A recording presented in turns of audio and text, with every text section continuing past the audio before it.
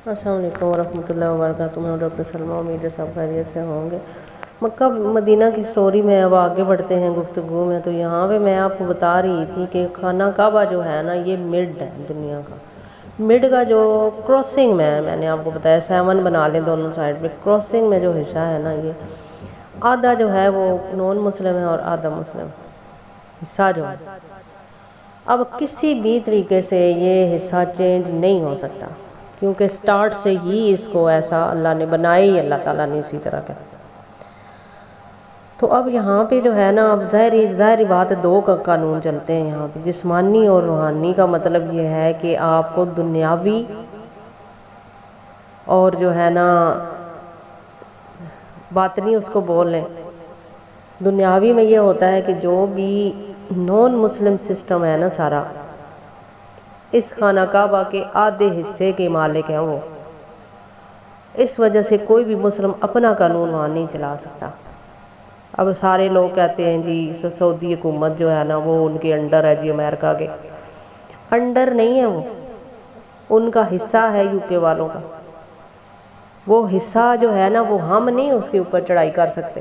مسلمانوں کا حصہ آدھا ہے، ان کا حصہ بھی آدھا ہے۔ اب یہ آدھا حصے میں اگر حکومت قائم کرنی ہے تو ظاہری بات ہے کہ یہ جو حکومت ہے یہاں پہ، پھر آپ نے دیکھا ہوگا کہ سعودیہ کے جو ہیں وہ علاقے ہیں، یہاں علاقے تو سعودیہ کے ہیں سارے، اس کے انڈر میں یو کے نے ہی دیے ہیں، لیکن یہاں پہ ان کی ایک تحریر ہے کہ اگر آپ نے اس پہ حکومت کرنی ہے تو پھر یو کے حصے کے قانون بھی ان کو فالو کرنے پڑیں گے، یو کے حصے قانون فالو کرنے پڑیں گے۔ اگر یو کے والے حصے میں جو آپ کے علاقے آتے ہیں، ان علاقوں میں پھر ان کو فالو کرنا پڑے گا۔ اس لیے وہاں پہ یو کے کی جو حساب ہے نا، مطلب کہ تیل وغیرہ ہیں، کنویں وغیرہ ہیں، تو کوئی بھی اگر تیل جو ہے نا وہ سعودیہ میں اگر کم ہو جاتا ہے، یا پھر وہ اگر وہ کم ریٹ میں دیتے ہیں، تو ایسا نہیں کر سکتے، ایسا کر نہیں سکتے، کیونکہ اس کی وجہ یہ ہے کہ ابھی یہ کم دیں گے تو ساتھ ہی ان کے کنویں بھی ہیں، پھر ان کے تو ایسے ہی پڑے رہیں گے، وہ پھر اپنا نقصان تو نہیں برداشت کر سکتے نا۔ اب گورنمنٹ کی اندرونی کیفیت تو آپ نہیں جانتے، میں جانتی ہوں،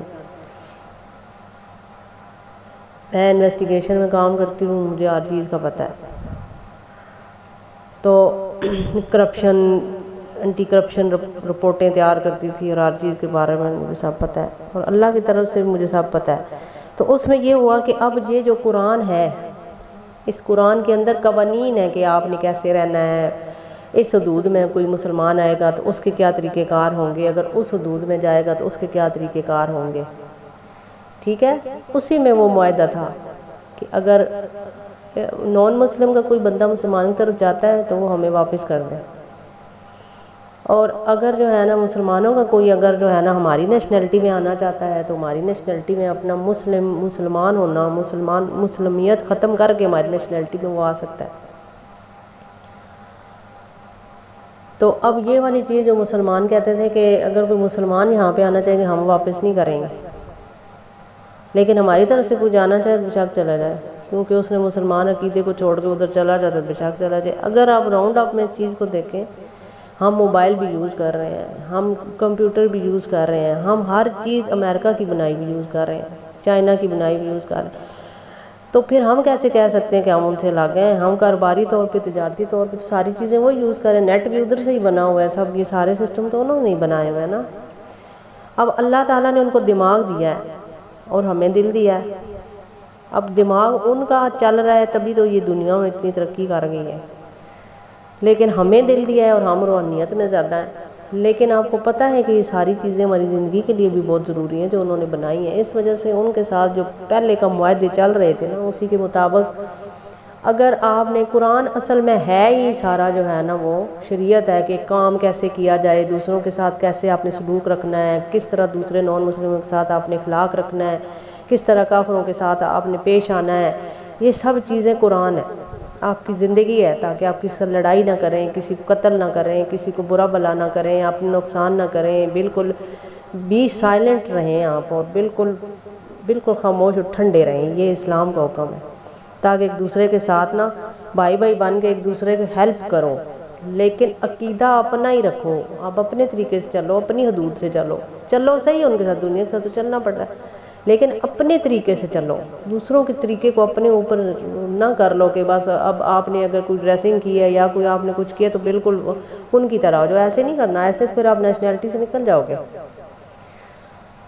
تو اب یہ جو قانون ہے نا یہاں پہ کہ قرآن کیا ہے، اب قرآن ہم نے دیکھا تو لوگوں کی تحریریں ہیں جی، اپنے اپنے تفسیریں کی ہوئی ہیں، یہ چیز ہے وہ چیز ہے۔ اب یہاں پہ قرآن سعودیہ میں شائع ہوتا ہے، سعودیہ میں بھی جو اب میننگز ہیں، میننگز آپ کو سمجھ ہی نہیں آ رہے کہ اس میں کیا ہے۔ بہت ساری جو نبی پاک کی حدیث مبارکہ ہیں ان میں یہ نان مسلموں کے لیے بھی، نان مسلم وہی ہوتا ہے نا جو اب جھوٹ، ہم میں سے بھی جو جھوٹ بولتے ہیں، دوسروں کے ساتھ فراڈ کرتے ہیں، چوریاں کرتے ہیں، جو بھی کچھ زناکاریاں شراب کاریاں جو کچھ بھی کرتے ہیں، تو ہم بھی تو نان مسلم ہوئے نا پھر۔ تو ہمارے لیے جو کچھ قانون، سب کے لیے ایک جیسا قانون ہے، جو غلطی کرے گا اس قانون کے اندر کچھ ایسی چیزیں ہیں کہ جس سے جو ہے نا ایک کرٹیکل چیزیں ہیں کہ جو گورنمنٹ کی کرسی کو ہلا کر رکھ دیتی ہیں۔ عدالتوں کے آپ حساب کتاب دیکھ لیں، رشوت دیکھ لیں، کیا کچھ ہو رہا ہے، غریب کا ساتھ نہیں دیا جا رہا، پیسوں والوں کو وقت دی جا رہی ہے، تو اس میں بہت ساری چیزیں ایسی ہیں کہ وہ جو چور ہے اس کو سزا نہیں ملتی۔ تو اب جس وقت وہ سزا نہیں اس کو ملے گی، وہ جو کچھ قانون تھے نا سزا دینے والے وہ چینج کر دیے ہیں، انہوں نے چھپا دیے ہیں تاکہ ہمیں شرعی طور پہ پکڑ ہی نہ سکے۔